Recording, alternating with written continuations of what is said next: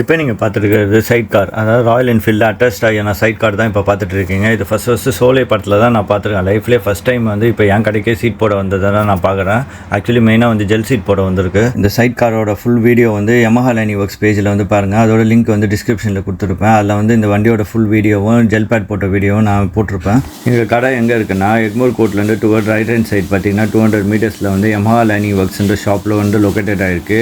ஷாப்புக்குள்ளே எப்படி இருக்குன்றதை நீங்களே இந்த வீடியோவில் பாருங்கள்.